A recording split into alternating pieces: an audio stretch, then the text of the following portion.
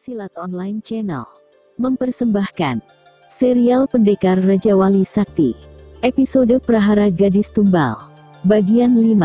Rangga terbangun ketika mendengar suara langkah kaki mendekati mulut goa. Bergegas dia melompat mendekati mulut goa. Tangannya menyingkapkan sedikit semak belukar yang menutupi mulut goa kecil ini. Sawung Bulu. Kukira siapa? Dengus Rangga.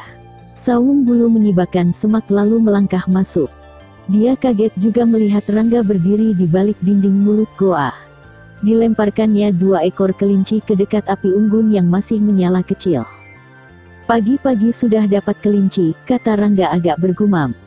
Aku rasa cukup untuk makan kita bertiga, sahut Sawung Bulu terus melangkah. Rangga menoleh pada Melati yang tampaknya sudah bangun. Wanita itu masih tetap tergolek, hanya bagian leher ke atas saja yang bisa digerakkan. Pengaruh totokan pendekar Raja Wali Sakti begitu kuat, sehingga tidak bisa lepas kalau tidak ditolong orang lain. Di dekat api unggun, Sawung Bulu kini sibuk menguliti kelinci-kelinci buruannya, dan memanggangnya di atas api. Bau harum daging kelinci panggang mulai tercium, membuat perut minta segera diisi. Rangga melangkah mendekati Melati, lalu duduk di samping wanita itu. Aku yakin perutmu pasti lapar, kata Rangga. Melati hanya mendengus mencibir. Rangga hanya tersenyum, lalu bangkit mendekati Sawung Bulu.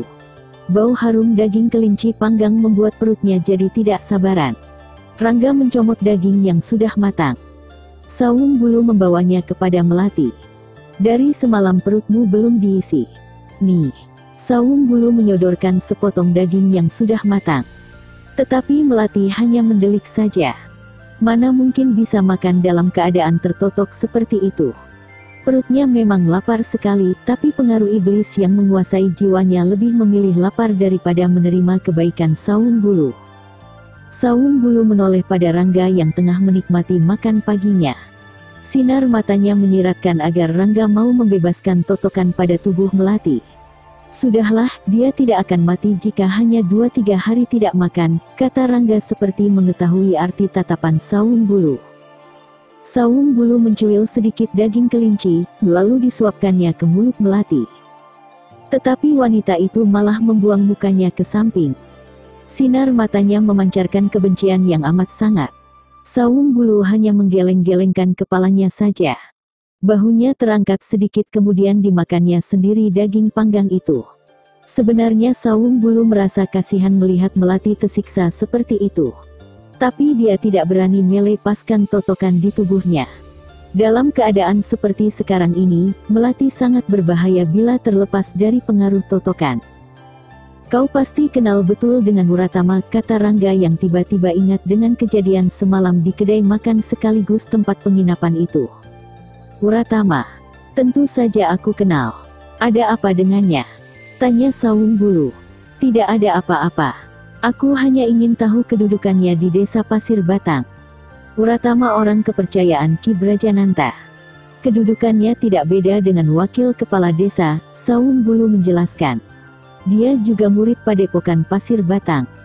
Bukan. Wuratama pernah jadi punggawa kerajaan.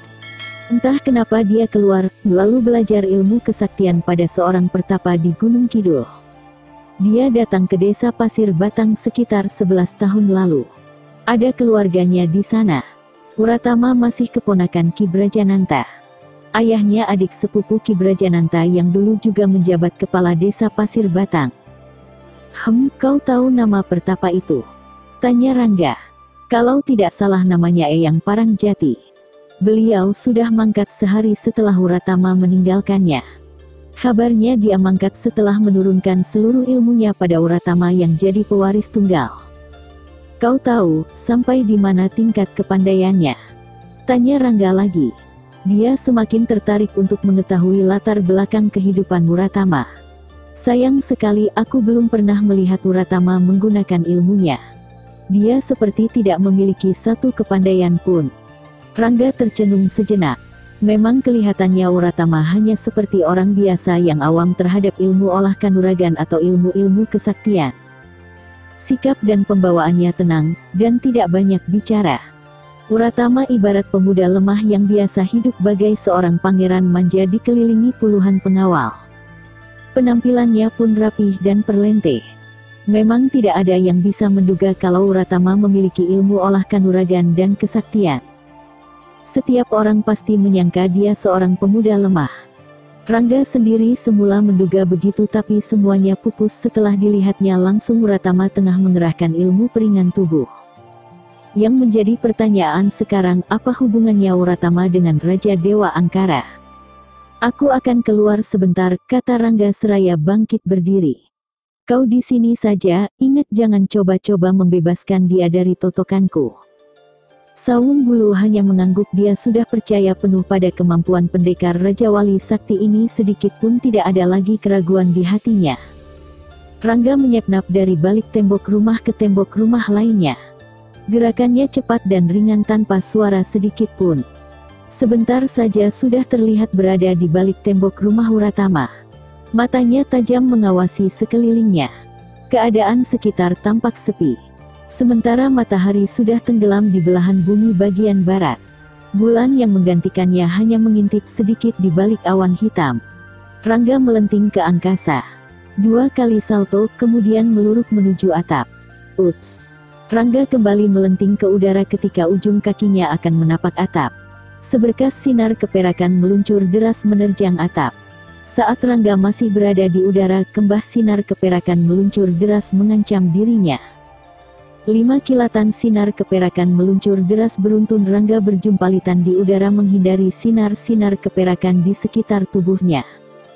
Tangannya berkelebat cepat menangkap satu sinar, lalu dengan cepat meluruk ke atas atap. Ruyung perak. Desis Rangga begitu mengetahui sebuah ruyung kecil berada di genggamannya.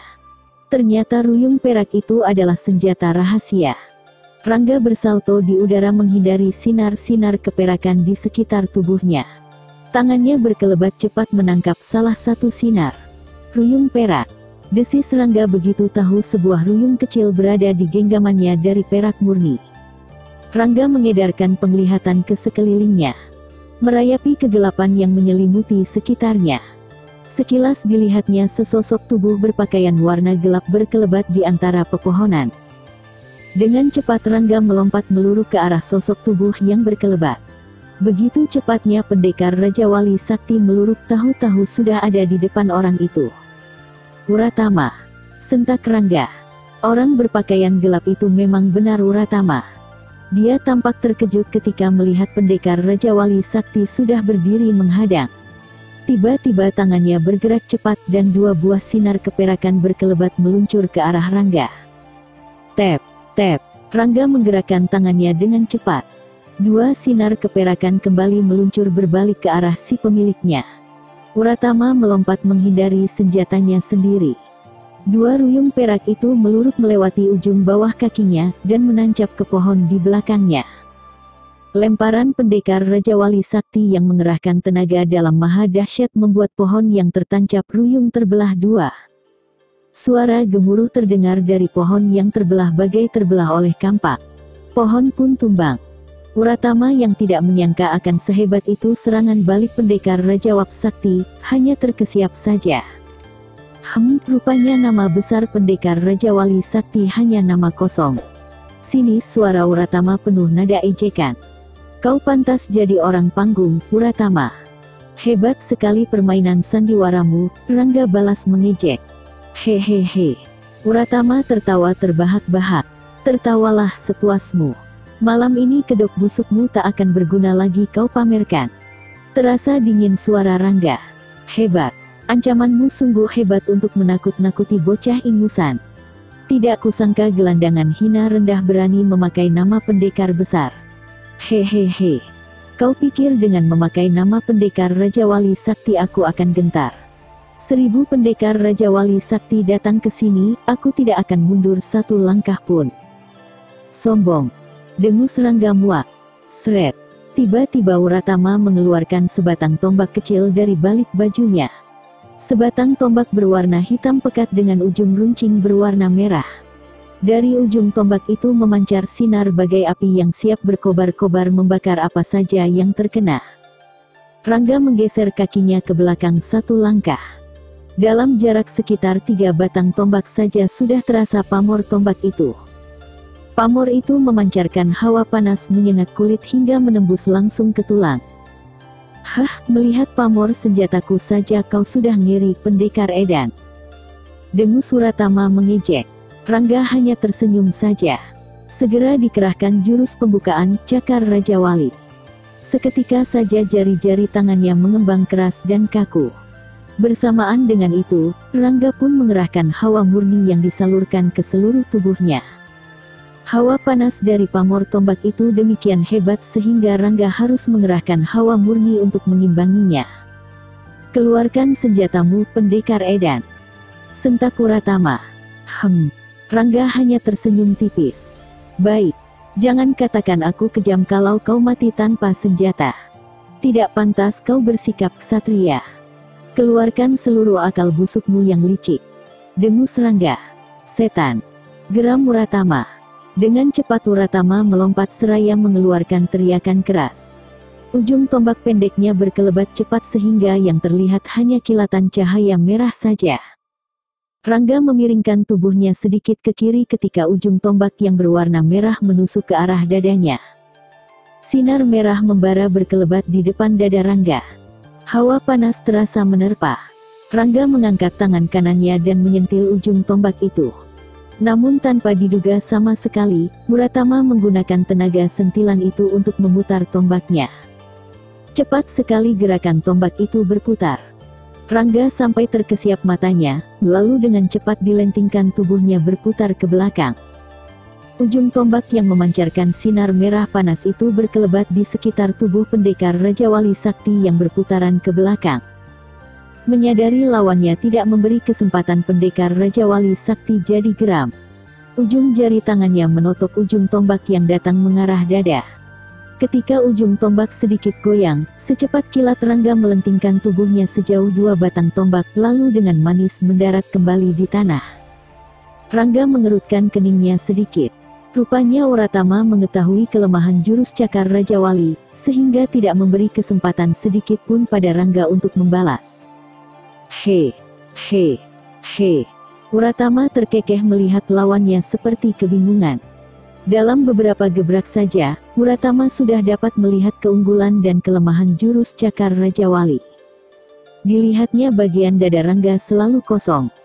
Maka dengan cepat dada itu diincarnya, sementara dibiarkan ujung tombaknya dijadikan sasaran jari-jari yang kaku mengeras bagai baja. Tidak sedikit pun Uratama memberi kesempatan pada Rangga untuk memainkan jari-jari tangannya yang sangat berbahaya. Hanya jurus mainan bocah kau pamerkan padaku, ejek Uratama. Rangga bergumam. Matanya tetap tajam menatap lawannya. Kedua tangannya direntangkan ke samping. Dia telah siap dengan jurus sayap Raja Wali membelah mega. Jurus andalan yang kedua dari rangkaian jurus Raja Wali Sakti. Cepat sekali kedua tangan Rangga bergerak mengibas bagai sepasang sayap seekor Raja Wali. Dan kini kaki Rangga tidak lagi menapak tanah.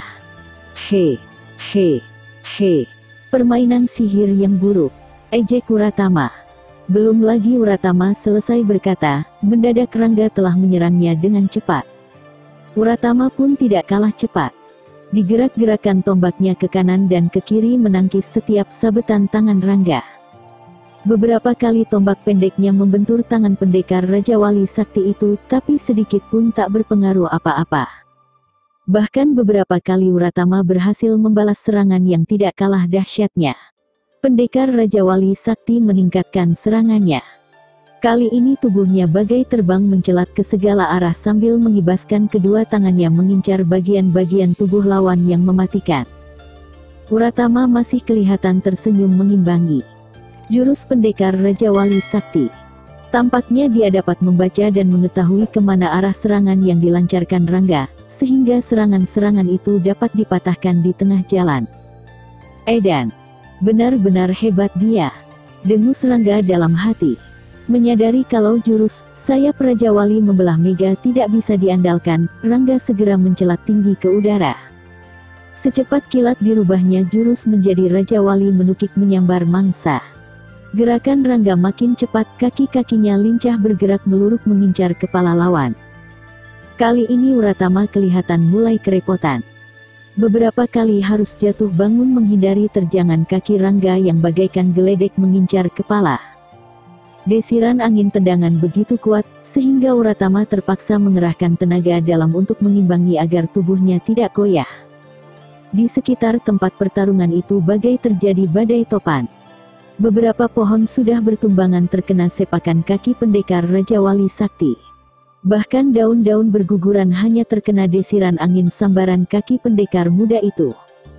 Pendekar Raja Wali Sakti bagai bertarung dari segala arah. Sebentar di bawah, sebentar menyerang dari atas. Hal ini membuat Uratama kebingungan menghadapi serangan itu. Sampai saat ini Uratama belum mendapatkan celah kosong kelemahan jurus itu. "Mampus kau!" teriak Rangga tiba-tiba. "Ah!" Uratama terkejut. Bagaikan kilat pendekar Raja Wali Sakti melesat ke udara, dan meluruk kembali dengan kaki mengarah ke bawah. Kedua kakinya bergerak cepat sehingga yang terlihat hanya bayangannya saja. Uratama sangat terkejut. Cepat-cepat diangkat senjata tombak pendek itu. Wut, wut, wut. Uratama mengebutkan tombaknya berputar melindungi kepala. Dugaannya, Rangga pasti mengincar kepala. Tapi ternyata meleset. Sulit dilihat dengan mata biasa, tiba-tiba saja Rangga sudah berdiri di depannya, dan bagai kilat kaki kanannya menghantam. "Ah!" Uratama menjerit tinggi. Kaki kanan pendekar Raja Wali Sakti telak mendarat di dada Uratama. Tendangan jurus Raja Wali menukik menyambar mangsa, disertai pengerahan tenaga dalam yang hebat membuat tubuh Uratama terlontar deras ke belakang. Tubuh itu terus meluncur menghantam pohon besar hingga hancur berkeping-keping. Tidak berhenti sampai di situ, tubuh Uratama terus meluncur menumbangkan pohon-pohon lainnya. Tubuh Uratama baru berhenti setelah menghantam sebuah baru besar yang menimbulkan suara gemuruh. Belum lagi tubuh Uratama menyentuh bumi, tiba-tiba Rangga meluruk deras dan "Ah!" Kembali Uratama menjerit melengking. Tangan Rangga mengibas bagaikan sebilah pedang, membabat buntung tangan kiri Uratama. Darah muncrat deras dari pangkal lengan yang buntung. Rangga segera merampas tombak dari tangan kanan Uratama, lalu ditekannya dada Uratama dengan lututnya.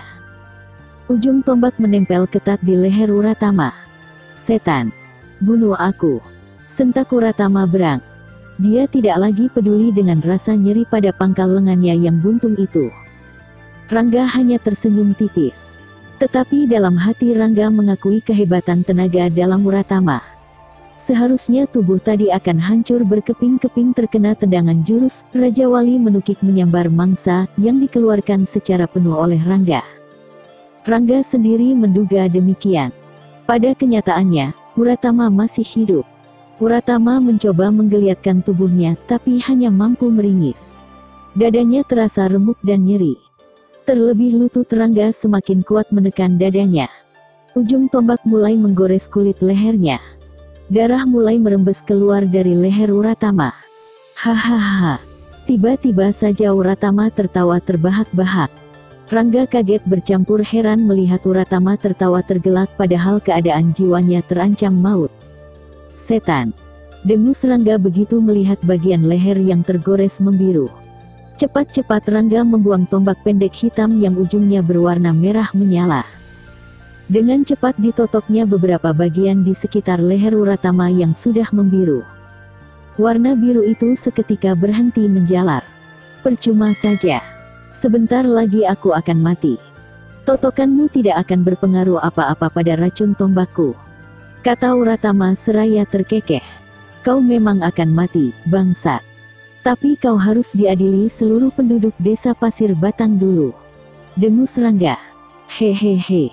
Aku akan mati, tapi kau akan menerima akibatnya dari Raja Dewa Angkara." Rupanya kau hanya anjing iblis itu," rungut Rangga. "Sebentar lagi desa Pasir Batang akan hancur. Tidak ada seorang pun yang bisa menghalangi Raja Dewa Angkara." Rangga kian geram. Warna biru dari racun tombak hitam itu terus menjalar ke seluruh tubuh Uratama. Rangga segera berdiri dan membiarkan Uratama mengoceh di akhir hidupnya. "Dengar pendekar bodoh. Kehadiranmu di desa ini hanya sia-sia saja. Raja Dewa Angkara tak dapat dihalangi. Mati pun aku akan tersenyum. Sudah lama aku menginginkan kehancuran desa ini. Aku puas dapat membalas sakit hati ayahku. Aku puas. Hahaha. Uratama terus mengoceh seperti orang gila. Siapa Raja Dewa Angkara? Tanya Rangga. Dia raja dari segala raja dewa-dewa di kahyangan. Dia yang menguasai seluruh manusia di bumi ini. Makin tidak karuan ocehan Uratama. Rangga akan bertanya lagi, tetapi Uratama telah kejang-kejang, seluruh tubuhnya sudah berwarna biru. Setelah memuntahkan darah kental kehitaman, Uratama diam tak bergerak. Mati Rangga mendesah berat. Ocehan-ocehan Uratama yang kelihatannya ngawur, membuat pendekar Raja Wali Sakti bertanya-tanya. 10 tahun Raja Dewa Angkara merajalela mencengkeram desa-desa di sekitar lereng Gunung Balakambang.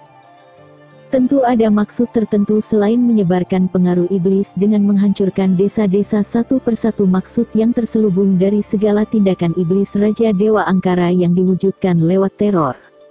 Rangga bergumam beberapa kali. Dicernanya kembali semua kata-kata Uratama tadi. Kata-kata yang kedengarannya tidak beraturan tapi mengandung arti yang dalam meski masih diliputi tanda tanya besar. Kesimpulan Rangga, kejadian yang sudah berlangsung sekitar 10 tahun ini berlatar belakang dendam masa lalu. Sawung Bulu pernah cerita kalau Uratama itu anak bekas kepala desa. Dan dia juga pernah jadi punggawa kerajaan. Sedangkan tadi dalam ocehannya, Uratama sempat berkata kalau dia puas telah bisa membalas sakit hati ayahnya. Ada apa di balik semua ini? Rangga bertanya-tanya dalam hati. Tiba-tiba pendekar Raja Wali Sakti itu tersentak, lalu secepat kilat melompat meninggalkan tempat itu. Dalam sekejap saja tubuh pendekar Raja Wali Sakti tidak terlihat lagi ditelan kegelapan malam. Bersambung ke Prahara Gadis Tumbal bagian 6. Masih bersama Cerita Silat Online Channel. Jangan lupa like and subscribe. Terima kasih.